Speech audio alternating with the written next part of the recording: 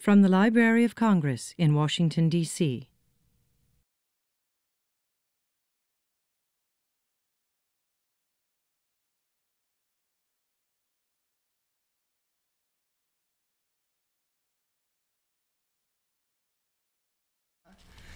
Welcome to the program. I'm Georgia Higley. I'm head of the newspaper section of the Serial and Government Publications Division, and I'm delighted to introduce this program on Israeli comics, past and present, by Ofer Berenstein. And just to let you know a little bit of how the program is going to go, I'll be introducing him, and then Peggy Pearlstein of the Hebraic section will be coming up to speak a minute or two just about the Hebraic holdings, and then we will turn the program over to Ofer. This, for the serial division, we try and do a program every quarter, every 3 months, and so this is actually the first comic book program that we're doing as part of our quarterly series. So we're delighted that Ofer happened to time his visit according to our quarterly arrangement. This program is being co-sponsored. Actually, there are 3 divisions involved: the Prints and Photographs division, and the Hebraic section of the African and Middle East division, and the Serial and Government Publications division. To say a few words about Ofer, he is coming to us from Bar-Ilan University, where he is working on his master's in communication studies. He has an undergraduate degree in communication studies and political studies from the same university. He's actually doing research in the Serial and Government Publications division, and he's been going through, it's got to be hundreds of comic books by now, because it's supporting his thesis on the quantitative analysis of elected officials in mainstream American comic books. What a wonderful time to be doing that research. Obviously, he has a lifelong interest in comic books and comic book literature, and we're fortunate in that we can take advantage of his area of specialty and his knowledge to be able to invite him to speak on a topic of which we know very little, Israeli comics, and so we're really looking forward to hearing his presentation. We are also fortunate in that he has personal friendships with many of the comic book creators and publishers in Israel, and so he speaks with a very close association with not just the material, but actually the producers of the works themselves. So, Peggy, can I turn the program over to you for a few minutes?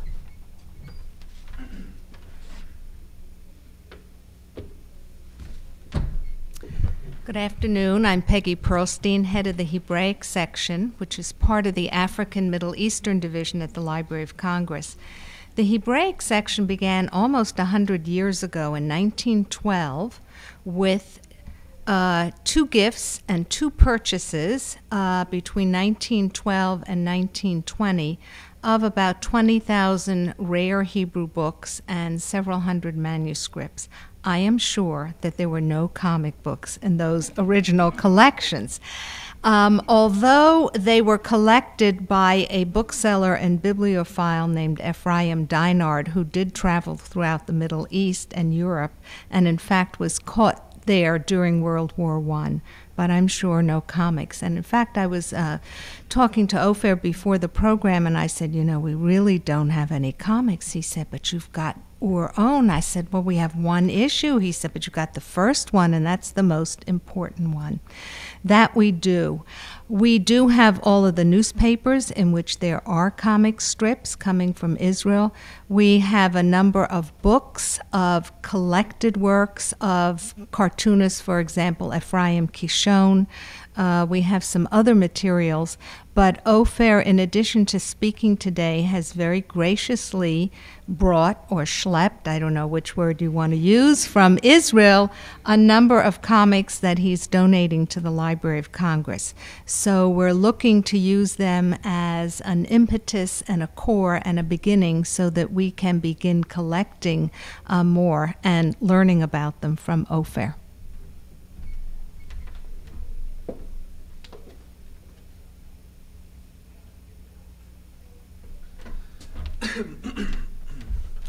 Good afternoon to you all. So my name is Ofer Berenstein, and Well, just to make some corrections, the donation right there on the table is not by me, but by the creators themselves. I'm merely the carrier of the luggage. And not only the creators helped a lot, so the earlier parts of the presentations I'm about to show you are based upon the research of the Israeli Comic Book and Cartoon Museum located in Holon, opened only a year ago. So throughout the web camera over there, I wish to thank them as well for helping me raise this presentation for you. The presentation will talk about these points of view.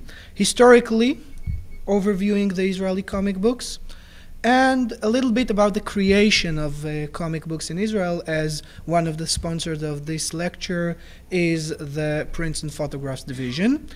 And I want to talk a little bit about cultural reflections, although this would be more sublime and behind the scenes.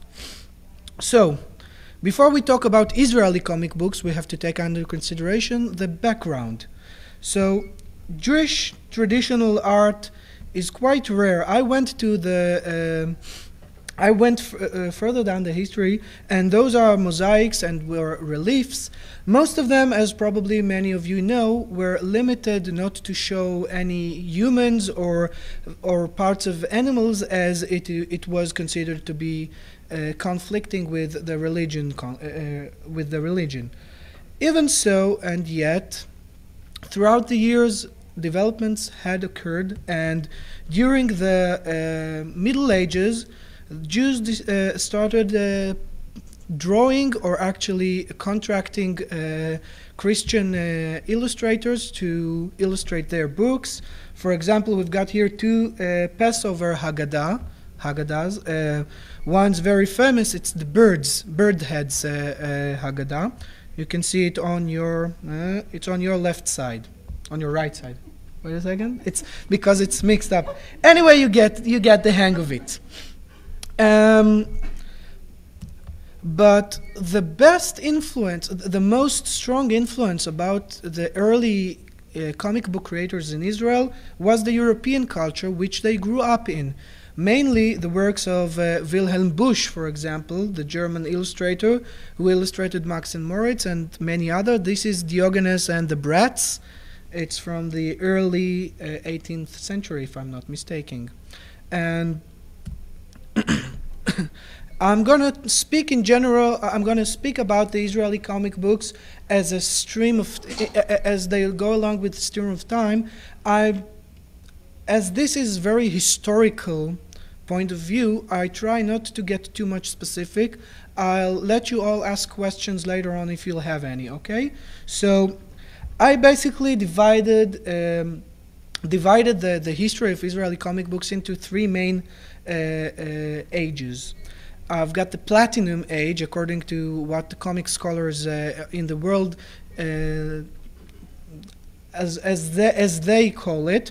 I've got the Golden Age, and I've got the current ages, or Silver Age isn't exactly Silver Age, as you'll see. And each and every decade is divided into itself. I try to keep track of it, and if anybody got mixed in the way or lost in the way, please notify me. So, let's start. That's the beginning. Mickey Mouse was the first thing we can call an Israeli or a Hebrew narrative, illustrated narrative. Yes, as you can see, that's a ripoff of both Mickey Mouse and Felix the Cat.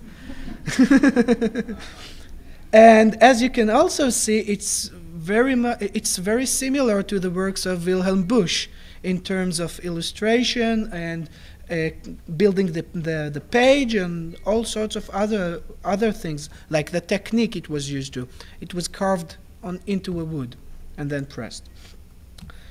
36 brought to us Uri Muri by the famous poet Leah Goldberg and the famous illustrator Aryeh Navon. Uri Muri, as you can see here, is the little kid, and he is spiked because he hid himself into a sabra bush. This is actually the first mentioning of the term sabra in terms of Israelis in mass communication.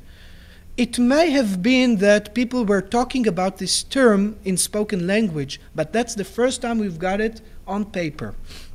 Uri Muri was caught by this man, which is an American tourist, and he was planted into a pot, but he ran away eventually. Let's talk a little bit about the creative process of Navon and Goldberg. We can see here original art of Aryeh Navon, and I want to point out the fact that although it looks sketchy and very fluent, it's very detailed and precise. As opposed to that, the comics Aryeh Navon created with Leah Goldberg was much, much different, as it was mainly fillers. Now, those are slides talking about the war effort of World War II. In 1938, Aryeh Navon and Leah Goldberg has thought about the Nazi threat and decided to act. Aryeh Navon came to Leah Goldberg and said, I want to do something. So Goldberg said, okay, you draw, I'll write afterwards. So he drew this. As you can see, that's very sketchy, and the reason it's sketchy, almost all of Navon's work is very sketchy when we look at his comics creations, is because it was fillers. They came to him at the last moment, Aryeh, we've got space, do something. And here you can see how sketchy it is. And this story is called Upside Down World because, as you can see, the Nazis behind bars and not the Jew. And afterwards, you've got the king who's behind bars and so on and so on. And he drew that. He brought that to Leah Goldberg. And Goldberg said, okay, let me do something. She scribbled something, and it went down to the press. And when you think of it, then two Israelis invented the Marvel way of comic books creating before even Stan Lee was born. Oh well. Anyway, the war effort kept on. Navon and Goldberg created Ktina the soldier. Ktina is the little boy here who wants to be a grown-up so he can go and fight the war. And he managed to do that. And by various tricks, he fights the Nazis. Okay, Now, the journey of Gad and Yossi is very interesting. It's very interesting because that's the first time that Israeli comics included word balloons. And the reason it included word balloons was that the creator, Olsberger, was a Jewish immigrant from the United States. So he had the cultural knowledge, which brings us again to the fact that Israeli comics is always influenced by the culture of their creators, the original culture of their creators. As we go on, we talk about what I call the Golden Age, which are the first decades of the Israeli country. And the first comic strip we ran into is the Threesome. Now, the Threesome is very boring strip, actually. What's important is the fact that it was published in a journal called Haaretz Shelanu, Our Country, which was the youth and children's magazine of the Haaretz magazine, the very famous Haaretz magazine. Now, what happened is Amos Shoken, which is now the publisher of Haaretz, but then he was the smallest son of his father, the publisher Amos. He came to his father saying, Father, I want to have a newspaper for kids. That's it. And he says, okay, let's do something. And this is how he told it in interviews anyway. And this is how Haaretz Shelanu came to be. And at his first issue, they brought people to make cartoons. This was the first one. They had further more cartoons. And at this point and on, most of the comic strips in Israeli comics were published in Haaretz Shelanu. Only a handful of them were published at other platforms, other publications. Ruthie was published in a regular newspaper, in a daily. It was illustrated by the famous cartoonist and illustrator Dosh. Probably many of you know him. Now, what's interesting about Ruthie is that it is the only female protagonist in Israeli comics, at least in the early years, at least until the 80s or so. here we can see Ruthie, who's working in one of the government offices, try to find a solution to the fact that most immigrants don't want to go to live in the Negev. So she draws a line and writes down, as you can see on the fourth panel, abroad. And suddenly, everybody wants to go to live in the Negev. Yep. Amnon, or also Amnon Volunteers, is another comic book created by Dosh, into Haaretz Shelanu this time. And what's interesting in this one is that that's the first time that the Israeli comic book creator, the Israeli comics creators, departed from the Wilhelm Busch convention of telling a story and started combining panels. As you can see, this is this page is broken down into various frames, and that's very interesting. The reason for that is that Yaakov, the other creator, Jacob Ashman, was also an immigrant from the United States. Secret Agent number 17 at 1959 was in many ways the first admission of Israel to have atomic power. It ran under the radar of the censorship, but as you can see here and later on, in 1960, with the faithful discovery of Dr. Joseph K., you can see the atomic power plant in Dimona.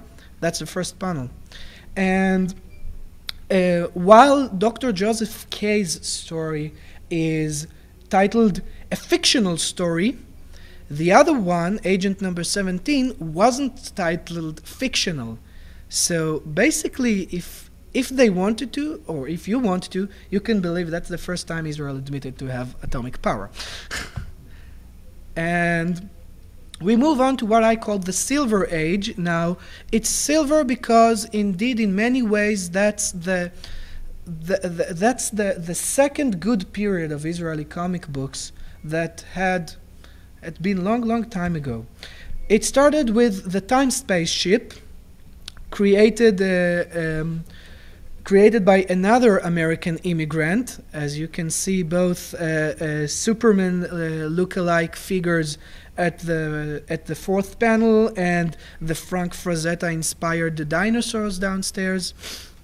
The creator of the Time Spaceship was actually one of the only Israeli creators at early times to actually study illustration.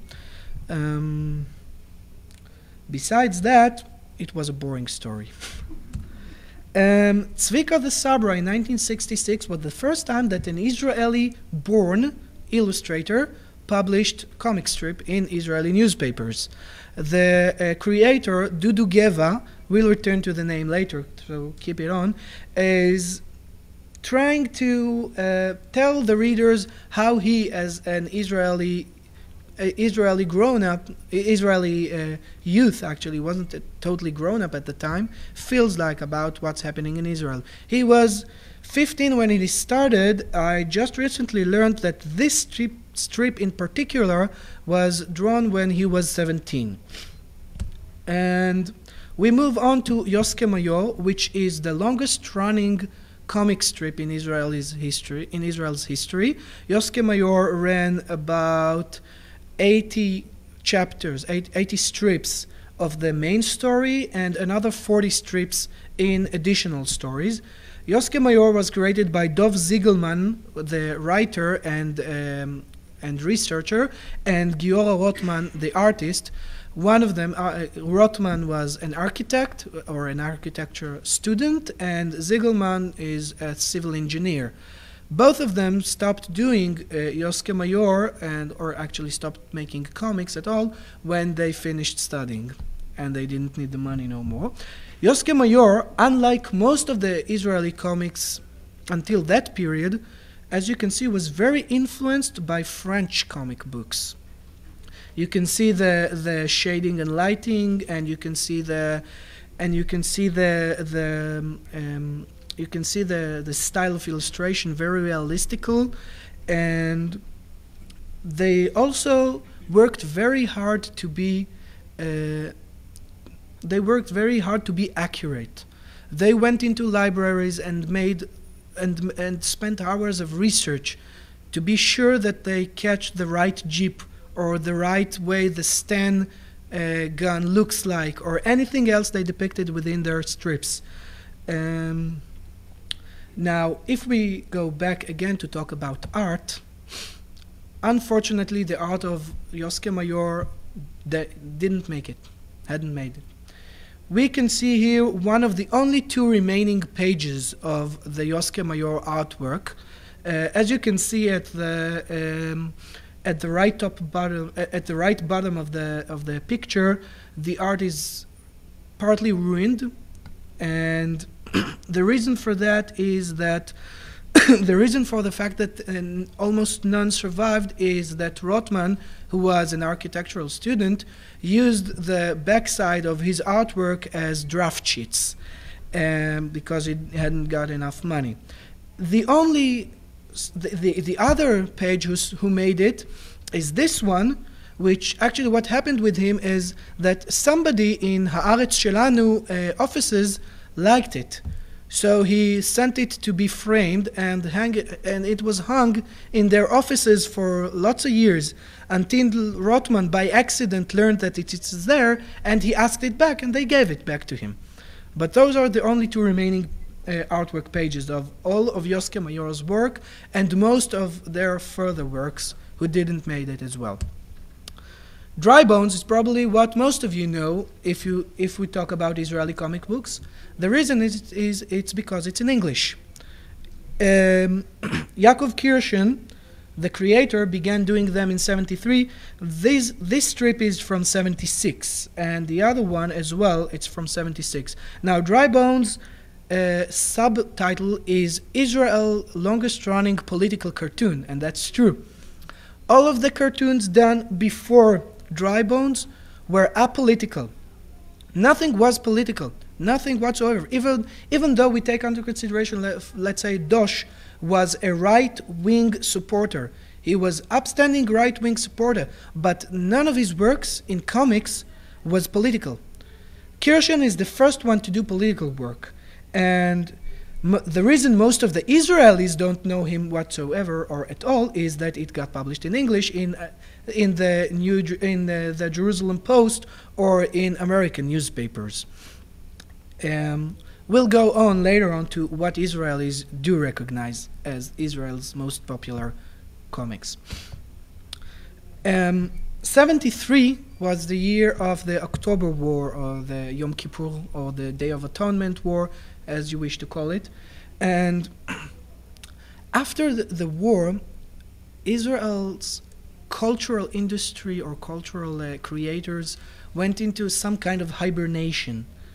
It happened all across the board: animations, cinematics, even music, everything. It was downsized tremendously, and comic books and comic strips were affected as well. There were only two main creators at that time, and only some remainings of the earlier times at the beginning. 74 was the last publication of Giora Rothman and Dov Ziegelman, those who created Yoske Mayor. They created the West Wall Nights.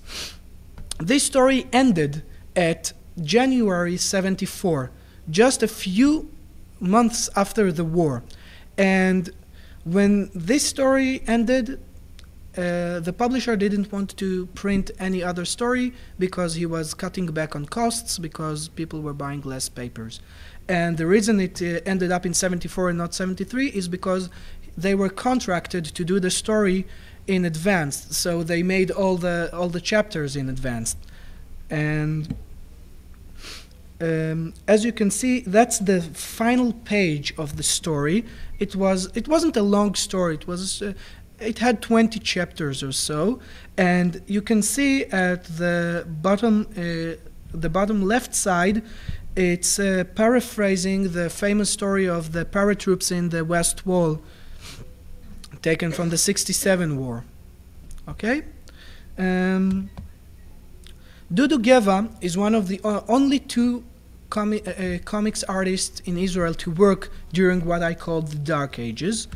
In '75, he published Zu Eretz Zu, which is playing with the words in Hebrew, and Zu Eretz Zu was an assemblage of strips he published and some collage work he did, stuff he did for his art studies, etc., etc. In '76, he created the knight Zik.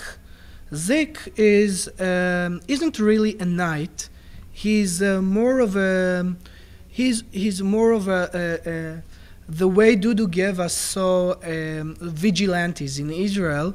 Only he's working within the system, and he created Zik with Hanoch Marmari, who later on became Haaretz editor, head editor. And Dudu Geva was a very good friend of his, and later on he published lots of work with Haaretz or the Shoken Group newspapers owned by the same owner of Haaretz. In '76, Dudu Geva spinned off one of the characters of Ha'abir Zik. He spinned off the character of Joseph. Joseph is the guy you can see on your right side. Joseph is a clerk. He works in the water department of the Jerusalem municipality system, and he has several brothers. He has less brothers than the biblical Joseph, but he has several brothers, and all of them are quite corrupt and want him to use his power in the water department for their own benefit. But Joseph is a nice guy, and he wouldn't let them do so. Joseph was actually in Joseph and his brothers. Dudu Geva was actually trying to parodize the way he looked upon Israel's bureaucracy system. Uri Fink is the second creator during the Dark Ages. Now, try to remember the name as we go on, because we'll return to him again. In '78, he created Sabramen, the first Israeli superhero, and actually that's one of the books, one of the only books that Peggy mentioned earlier that you do have. He was 15 when he created Sabramen. Yep, that's an original picture of him. Later on, in '81, he translated it to English. First, he published it in 4 installments, as American comic books used to be at the time. That's what you see on your right side. On your left side, you'll see his annual, which is actually taking the whole 4 books and putting them together. Because the publisher didn't have enough money, he took some of the books that hadn't been sold and resold them as collected. That's why if you look at some of the books of the annual, you'll see staple holes in them. Sabramen's artwork was very rough and sketchy. As you can see, it was influenced by the things Uri Fink read as a kid, which were American comic books. He was mostly influenced by the superhero convention on one hand, but on the other hand, he was most influenced by Archie Comics illustrators. As you can see in your left bottom panel, you can see somebody who roughly looks like Moose, for example. We'll return to Sabramen's artwork later. Unfortunately, none of it survived, as his parents thought it to be crap and threw it away. In '86, Uri Fink created Messiah's Babbling. That's his final project in Bezalel Academy of the Arts in Israel. He was the first Israeli to complete a final project in comic form. None of it happened before '86. Now, Dudu Geva did finish Bezalel earlier, but he didn't do final projects in comic books. He did illustration as a general. Messiah's Babblings is a very complex story. It tries to tell a what-if story of the Messiah coming to modern day in Israel and finding out that things weren't going as he planned they will. Later on, in 1987, Uri Fink created Zbeng. Zbeng is what you can see on your left side. As you can see, it is influenced by Archie comics, both in the convention and the conception of a group of young teenagers who hang out together and are quite stereotypically defined. And the artwork itself was very much influenced by Archie comics. As years passed, he honed his skills. On the one hand, they look much, much sharper. On the other hand, it looks pretty much like Archie comics even more, as you can see here. And and this one is from 1995, which looks kind of like his style these days, which is much more cartoony and ecstatic, but is much, much more influenced by Archie comics in terms of the storytelling. And you can still see how it relates to his earlier works and his earlier style. In 1988, 89 or 88, depends who you're asking, he collected his first Zbeng strips, who were published in Ma'ariv Lenoir magazine, into a comic book. That was one of the only comic books to get out of Israel in many, many, many years, except for the Dudu Geva books. And it was hardbounded. 87 brought us Uri On, another book which the library owns these days. Uri On was created by a very interesting person. His name is Michael Natzer. Many of you who are into American comic books might know him because he worked for Marvel and DC, creating both Batman and Spider-Man. He was the protege of Neil Adams, and also, as some people claim, his shadow artist for many, many works. In 1986, he immigrated to Israel and became religious, highly ultra-Orthodox. He moved on to live in a settlement in the West Bank, and he was contacted by some other American immigrants in Israel, in Jerusalem, who asked him to make a comic book, an Israeli superhero who would fight for the day. So he created Uri On in the best American fashion. Uri On was a flop. It didn't sell whatsoever. They got stuck with hundreds of books, and YK Comics, their publication house, bankrupt, and the printer threatened them he will burn down the books if they wouldn't pay him, and he did. That's why Uri On 1 is, you may get some copies, and Uri On 4 is, you can't reach that. You can't find Uri On 4 because only a handful of copies, 75 or 100 copies according to Natzer, came out of the print house. Uri On was your basic, typical superhero and was very, very much affiliated with the right wing, as Michael Natzer himself was affiliated with the right wing. He brought himself lots of critics for doing so, and for many years was banned by many publishers in Israel. He couldn't publish his comic strip or illustrations even if he wanted to. Let's go back to artwork. Again, only 2 pages made it. The reason for that is for a short period of time, Michael Natzer, after living in a West Bank settlement, moved back to Jerusalem. He rented a place, he rented a basement in Jerusalem, and the basement got flooded. And all the artwork was ruined except for 2 pages who happened to be at his publisher's place. This is one of them from Uri On 1. As you can see, he created it fully, and only afterwards he painted over it. He made a copy of that, and he made a color separation according to the copy. And the other page is excuse me, is a color page. This one was published in the Kulanu newspaper for kids. Kulanu was the later version of Haaretz Shelanu newspaper. And what happened is, after they bankrupt, Natzer already had the artwork ready. So he came to Kulanu publisher and asked him, "Can I publish this with you? I'll do it. I'll do it for peanuts. Just let me publish it. Let me have something."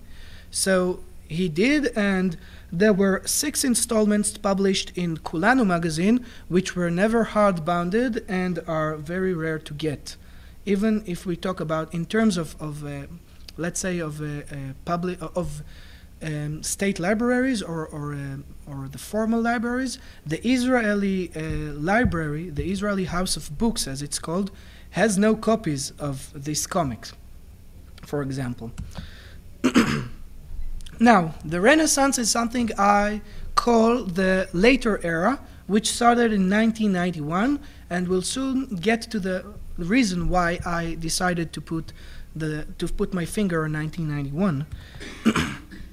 Dudu Geva during the 90s kept on doing strips for various Shoken publications. He worked for the local newspapers of both Tel Aviv and Jerusalem, worked for Haaretz magazine, made both political cartoons and strips. And he published this book, two books actually you can see here. One is Rav Sha'anan, Mighty Sha'anan, against the son of Godzilla, which is the one with the monster you can see here. That's another take Dudu Geva tried to give the superhero convention. And the other one is the new Night Zik stories, which were, I don't know, they were weird. That's the best way I can describe them. I don't think I brought any of them, and that's a shame. I could have done that, thinking so. But anyway, those were really weird. They were almost surreal creations. Uri Fink kept on doing his Bang. He turns Bang into an empire. Basically, when you come to an average Israeli, ask about comics, the first thing he'll say is Zbang. The reason for that is Zbang was published in Ma'ariv Lanoir, Ma'ariv for Youth, which was the biggest and the strongest Israeli youth publication for many years. It ran between sometimes in the early 80s, and it keeps on running today. Uri Fink keeps on publishing there, and whenever he gets enough strips, he collects them in a hardbound form like this. As you can see, number 20 went out just last year. Well, I'm saying Zbang is an empire. Fink spinned off Zbang really good. You've got the best of the early years, the collection, the Platin, manga style, Diet's Bang, which is short stories, unpublished stories, the gruesome stories, and you got Kiddies Bang, and you got the Personals Bang exposés as well, as you can see, and that's just part of what he published in the Zbang titles. And Zbang is the only Israeli comics to be licensed out to merchandise. You've got Zbang computer game. Zbang had a TV series, pretty much like the Archies in the 70s, and you can even buy, even today, you can find Zbang bedsheets. And that's something. They even had Zbang waffles, if you wanted to, which is highly irregular for Israel, by the way. Israel doesn't tend to merchandise things like that. But not only Zbang. Uri Fink gave his shot at superheroes with Super Schlumper. And Super Schlumper strikes back. And he had the Jungle Books, which are something between mad and political satire, like The Onion, let's say. He had the first one, you can see that on your right side, The Bed, which depicts Bibi Netanyahu. By the way, Uri Fink hates both Netanyahu and Barak, and you can expect his future works to be much, much influenced by who's going to be the prime minister after the coming elections. And in 1998, Uri Fink decided he wanted to do a serious superhero story. He decided he'll do Profile 107. He tried sketching it and came to the conclusion that his style is too much apart from superheroes, he can't do that. So he asked his protege, Koren Shadmi, to do the artwork for him, and that's the only story that Uri Fink only wrote. Now we get to why I decided 1991 is the year of the Renaissance, and the reason for that is Penguin's Perversions.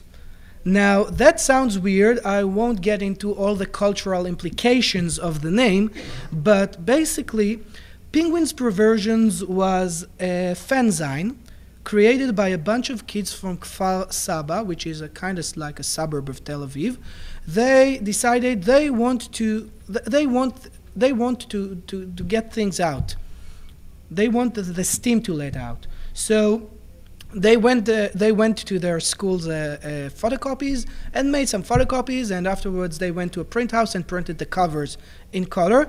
That's what you can see on your left side. That's the first Penguin's Perversions. Issue number, now Penguin's Perversions was the breeding ground for lots of Israeli comics creators of nowadays. Both Amitai Sandy, which we'll get to him later, and his works can be found there. Both Asaf Hanukkah, which you can see his covers for the New Yorker, or get his comics creations in comic shops. We're starting to publish there, and that was probably the first time that Israeli comics was even profitable, as they had a chain of distributors with distributors who volunteered to do so all across the country, and some commercial companies gave them even sponsorship to do so. Now, excuse me. Issue number 5, which you can see on your right side, is the first issue which Amitai Sandy edited. Amitai Sandy kept on editing this title, Penguin's Perversions, until 1998. The reason that he stopped doing so in 1998 was because he went to Bezalel Academy of the Arts and hadn't had any time no more. Now, Penguin's Perversions inspired lots of other Israeli youth to do comics. And they started using the Xerox machines, which were cheap and easy to get, and they started to create. But before we get to them, in 1995, Actus Group started to form itself. Many of you may know Actus because of Ruto Modan, who just won the Eisner, but Ruto is but one of a group of creators who created it. After collecting their stuff published in newspapers into a hardbound form, they decided to translate it. That's Victor, as you can see, V5 over there. That was the first book they translated into English. Now, Happy End, that you can see on your right side of the screen, was the first book that they published initially in English and then translated it to Hebrew. And ever since, they published in English and translated back to Hebrew later on, which is very funny because they create it in Hebrew, flip it for the publisher to translate it to English, and then flip it back to publish it in Hebrew. Those are at least most of their creations. Ruto Modan's Exit Wounds, who just won the Eisner, is an exception in the sense that it was created initially in English, and so if you open up the Hebrew version of Exit Wounds, you can see very weird stuff, like the beret of the soldiers is on the wrong side, and the car is driving as if it was in the United Kingdom, and all sorts of stuff like that. Anyway, talking about fanzines, I want to talk about things that we did with your mom, which is a very obscure one and very provocative one. It was not only provocative, it was the first time ever that an Israeli illustrator of any kind found himself in a questioning in a police station. The reason for that is because they published a story that says that there's a girl in a certain school that had plastic surgery of a kind, and from here to there, apparently the parents of that certain kid had connections in the city hall, and he found himself in the police station in questioning. But the name of the guy who did that is Muli Yachbes. You can see his name hidden here among other texts. And not long after, in 2001, he found himself again in deep shit, excuse me for the language, as he got arrested. And that was the first time that an Israeli illustrator got arrested. He wasn't the only one. All the people who created the Cormoran got arrested, as in issue number 2 that you can see here, they published 2 stories. One defaming the remembrance of Yitzhak Rabin, right next to 4th in November when he was murdered. And the other one is a weird story, textual story, telling about a soldier that finds killing settlers in the West Bank to be sexually satisfying. And he got arrested. They all got arrested, and I can't blame the police for doing so. That's, yeah, I'm serious. This was something that went beyond the lines of what should be accepted. I mean, it was even worse than, let's say, Ice-T publishing Cop Killer in the mid-90s in the United States. And the fanzines boom kept on with something called the A4 collection. It's called A4 because those were A4 pages stapled in the middle and folded, and lots of comics, alternative comics creator published in this publication. Dudu Geva was one of the leading members of this group, and some of the people we went by their works earlier published there too. A4 came between 2003 to 2004. In 2004, they decided that there is no reason to publish in A4 format, and so they made it. They made it into the web. Now you can find their stuff in the web. They published from time to time, but they keep on demanding that the A4 size would be kept. So. And now we go over to Asaf Hanukkah, which I mentioned earlier. He started with Penguin's Perversions and went on to do lots of stuff. He learned in the United States, he learned in the New York School of Arts, and he published in '97 The Rage in the Alleys with Etgar Keret. I guess some of you know Etgar Keret. He's a very well-known author in Israel, and I think what we're going to see now. Pizzeria Kamikaze is a graphic adaptation of his story Kneller's Youth Camp or Kneller's Summer Camp, which you can also find in animation form as the movie Medusas, who just won Sundance or something like that. And Fink, again. Fink kept on working with his political stuff. In 2002, he published Fink, which is, again, kind of like Mad Magazine. On the cover, you can see his takeoff on Powerpuff Girls, and inside the story, you can see a Star Trek ripoff, an Archie ripoff titled Batya and Sharonika, and lots of others. In 2004, he published Tales from the Raging Region, which you can find over there. It's the one on the top. Very, very interesting creation. It won him the interest of some French publisher who will just get into what he did with him. In 2005, Uri Fink had his take on Arik Sharon's detachment plan from the Gaza Strip and what he called the detachment show. Now, bear in mind, Uri Fink is a left-wing creator, and he still wasn't very satisfied with things. And in 2006, he had the Hezbollah show following the Lebanese second war with Israel. And which brings us to our country, just published about 2 months ago. Our country is an assortment of biographic stories for adults that Fink created after he was contacted by a French publisher.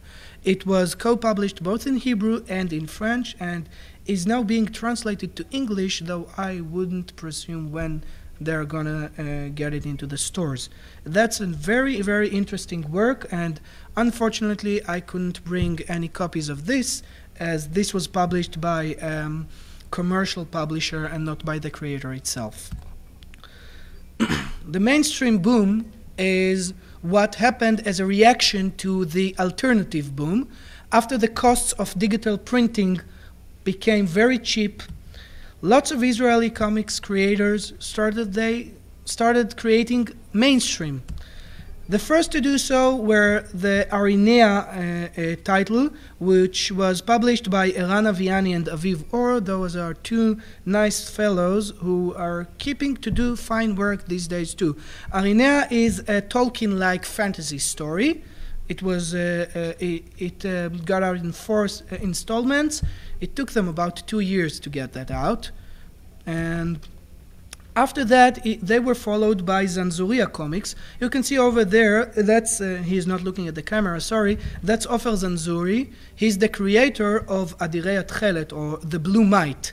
Blue Might is the longest running superhero title in Israel these days. Over here you can see 6 issues, but he is now working on the 9th issue. He published them about every second month or so. And excuse me, Comicom, which is the guys who made Arinea, kept on doing Deadline, which you can find in the bunch of books over there. And afterwards came Uzi. Now, Uzi is a very interesting story. It's what most of you would think of as Israeli comics when you think of Israelis, both the Uzi and the militant-like, look-alike character. Uzi is created by this guy, Nimrod Reshef, which is also a very, very popular hip-hop singer in Israel, and is inspired by this guy, Ofer Zanzuri, which I just show you another picture of him. That's him, and Nimrod Reshef, the creator, went into length to be accurate, as you can see here. He did a full character study on Ofer Zanzuri to create his Uzi title. And Falafel Man is the first comic book that Israel has that the creator is a graduate of the Joe Kubert School of Comics. It just started to be published in 2007, and I think she translated some of it into English so we can get it in the States as well. Unfortunately, it wasn't possible for me to bring copies of it, and I'm sorry for that, because that's a very interesting take on the superheroes angle in Israeli nowadays. Thanatophobia is the first crime noir comics in Israel in many, many years. The last one was in '54, just to give you some perspective. It's very good, very well drawn, and you can find it over there in the box.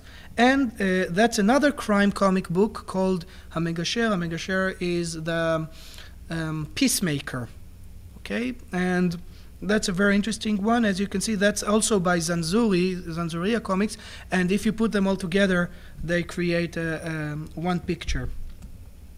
Now, the alternative answer wasn't too late. Well, if you guys can make mainstream comics in color, why can't we do so? So many Israeli alternative creators started creating their stuff in color and in a very deluxe formats. Over here you can see Angels. That's on your right top corner, which is a what-if story if an angel saved Yitzhak Rabin. And down in the middle you can see Zionist Dog. That's the name. And that's another thing that entitled its creators to go to a police station. And on the side, right next to it, you can see the picture that I used for this lecture. That's Dogri Libertsam, Dogi Libertsem began as a spin-off of the famous Israeli politician, right-wing politician, Avigdor Lieberman. Libertsem, the creator, initially he saw an article about Lieberman that had a typo writing the name Libertsem. So this is how he decided he'll do the comic book about this right-wing politician. It began with a right-wing politician, but as time passed, it became kind of like satiring and criticizing all of Israel's politicians rolled up together into one character. And nowadays, he's pretty much into banging Olmert very well. And and there are some serious stuff as well. Serious, I mean real serious. Trees is something Yaakov Kirschen, the creator of Dry Bones, published a few years ago, which is an experiment trying to explain the connection between Judaism and land, and the trees and the nature as a whole. The Sheikh's tomb that you can see right to its right side is a story published about 4 years ago, and was it pretty much saw the future in terms of warning Israel that the Palestinians will start bombing it with missiles, the Qassam missiles. Jobnik, that you can see on your far right side, is a story not by an Israeli creator, by an American creator. That's her name is Miriam Libicki. She's an American. She's a Jewish ultra-Orthodox American who came to Israel to volunteer in the IDF, and this is her story, as you may tell. It's a very interesting story, and you can find it in American comic shops as well, comic book shops as well. And two of the last to legitimize Israeli comics the past few years is Shai Charka, which is a religious right-wing settler from Tzufin, and he made a comic book called Behind the Lines, or actually Behind, or it's Below. It's a cross gaming on the term in Hebrew, but this is something partly autobiographical about his life as a cartoonist in a very conservative society on one hand, and his political agenda on the other hand, and you can find that book over there. The other book he had is Baba. Baba is it's his leading character. He published lots of Baba books. Baba is an ordinary layman during the biblical days, and he runs into all sorts of adventures involving both the Bible stories and the other Hebrew scriptures like the Mishnah, Talmud, and so on. He published this he published it in a magazine for Zionist religious groups. Now, another well-known Israeli who does comics is Ruto Modan, and you can see here all assortment of her stuff, including Exit Wounds, the one who just won the Eisner. Well, for many, this is something that legitimizes comics, not in Israelis' eyes. Because when Israelis open the Actus books, they feel like some foreigner did it. It's detached in ways from the Israeli way day to day. And many Israelis don't like what Actus has to offer them, which is very interesting because in the world they are very, very popular. What you can see here is some of their work published in English, in French, in German, in all sorts of languages. I think they were even translated to Japanese or so, which is very hard because the convention is all backwards. And now let's go to what I think you may find the easiest way is the web. Israel has lots to offer in web comics. The best known is Dry Bones, who went to the web in the mid 2000 or so. Nowadays you can get Dry Bones to your email box every day using RSS feeds or any other service. And this is a very new one, actually. This one came, I think, about a month ago. Dry Bones is in English. In Hebrew, you can find much, much more. A very good one is Koala and Platypus in Tel Aviv, which depicts the stories of a koala and a platypus in Tel Aviv. It's kind of like Jerry Seinfeld in Tel Aviv. Well, that would be the best way to describe it. Very, very funny. And you've got your emo-based web comics. That's BMO, which inspires the Gothic community. As you can see, the guy wearing weird costumes. It's very, very funny. Again, the Hebrew is very easy, and there aren't too many current cultural jokes that you may be confused with. So if any of you read Hebrew, that's a very good place to start with. And you've got Geektopia.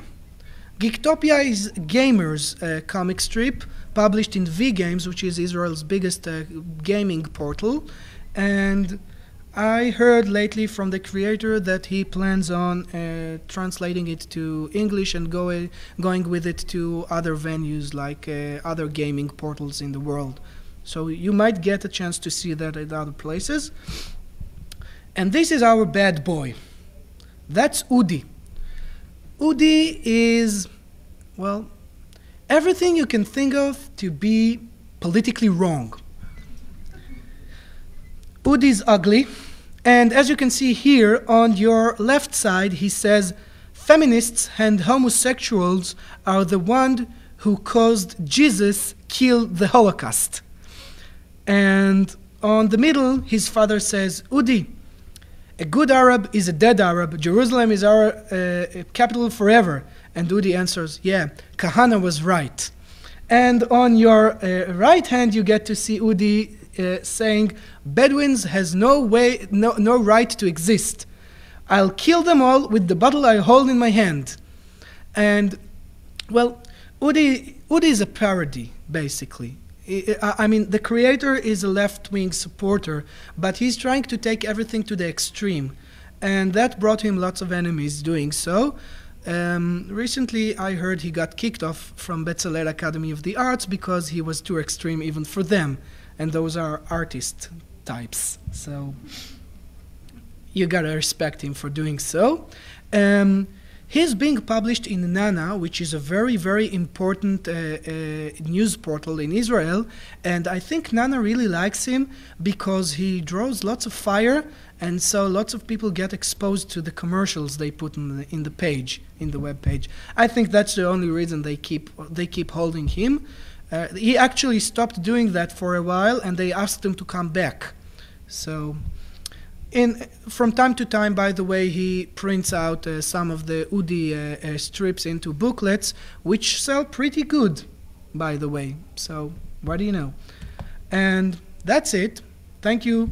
Now it's your time to ask questions, and if for some reason I didn't answer, please email me. Okay? And thank you.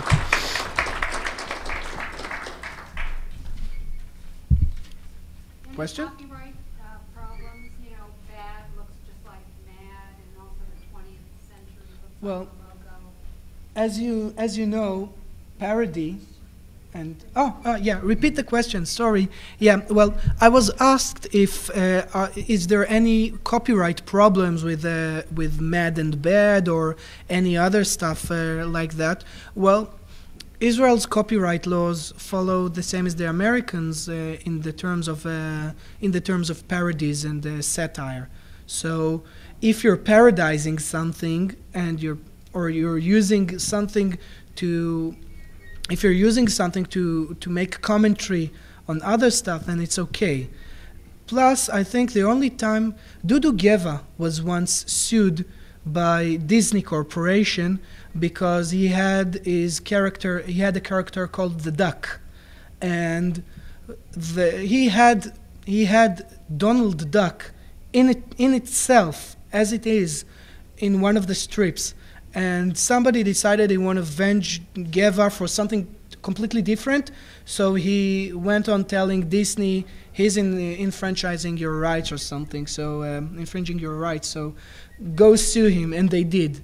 And he basically had to pay lots of money for doing so. But that's the only time I think that something like this ever happened.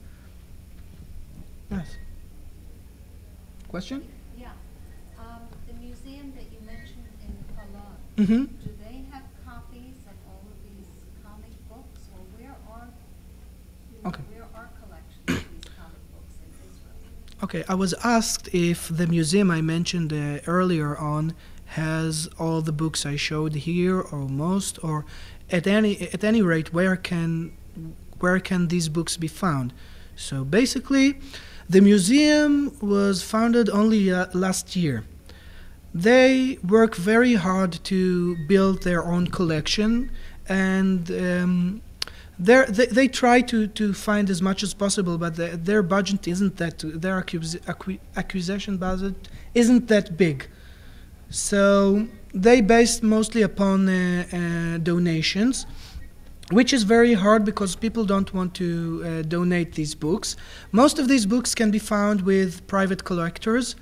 Many public libraries owns many of the more established books I showed here. There's a specialty shop in Tel Aviv that holds most of the fanzines you can think of. Well, at least not the real rare ones. And you may find books in the National Hall of Books in Jerusalem. You may find most of the strips in the Beit Ariela House, which is the main library of Tel Aviv, that has the national newspapers archives. And besides these, you can find many fanzines scanned in the internet as well. There's a site dedicated to the collections of fanzines in Hebrew. So that pretty much wraps up everything I Are showed. the comic books sold in the bookstores like Steinetsky's? Okay. Question is if comic books are sold in Stimatsky or in bookshops. Well, yeah, sure. Many do sell in bookstores, but bookstores sell in consignation. So a lots of creators can't afford themselves this kind of deal. You can find almost all the variety of books coming out in Israel in the Israeli Comic Book, Cartoon and Animation Festival, which the Tel Aviv Cinematheque holds every August. And over there they open this huge arena, this huge place with 100 and something different booths, which considered to be a lot for Israel. In any case you think of, it's not like the San Diego Comic-Con. And almost all the creators may be reached in email, and you can just order it and they'll send it to you. Any more questions? Yes, please. Do the superhero comics talk about national politics also? Okay. Separate. And my other question is, how did you get involved in this topic? Okay. Well, as for the question about politics and superheroes, Uri On is basically the only superhero with a blunt commentary about politics, and it drew lots of fire towards itself by doing so. Most of the superhero done these days is apolitical because of commercial reasons. See, the cleavage between left and right in Israel is very big, and the market is very small. So if you want to make profit out of superheroes, you got to appeal to everybody. It's not like most of the other stuff I showed, which holds lots of political commentary, but sells appropriately. As for me, well, it's hard to put the point. It's hard to tell. Well, I started with comic books years ago when I was a kid, and Israeli comic books aren't my mainstay. I mean, I like some of the stuff I showed here. I read most of it for various reasons, but let's say my field of research isn't Israeli comic books. I'm not pretending to be so. As I said earlier also, the museum has a curator, or he's a researcher, not a curator, excuse me. His name is Eli Eshed. He's the man when you want to talk about Israeli comics or the history of Israeli comics, he's really into it. He knows everything. He knows about everything. He knows many creators as well. And what I know is, because I read most of this stuff, I grew up with some of it, and I grew up, and I helped some of these creators do publish their stuff. I mean, let's say for example, Blue Might. If you open the Blue Might books over there, down in the credits, you'll see that I'm the editor. For example, I'm the consultant editor, not the editor. Anyway, so I know it very well, very close. So when I came and when I said I'm coming here to do my research, and the offer came to give a talk about it, it was easy for me to do a little background research and run along with it. I spent most of the time finding the images that you just saw. Many images had to be taken, especially for this presentation. As for comics in general, I'm a comic junkie. I even read all the safety instructions in flights every time, again and again. I just like to see it and compare it between companies and between models of aircrafts. So I'm a junkie, I admit it. That's what enables me to go over hundreds of books in 2 hours. Yes. There was somebody else who pointed there? No? Okay. So thank you very much. It was a pleasure to have you as an audience. This has been a presentation of the Library of Congress. Visit us at loc.gov.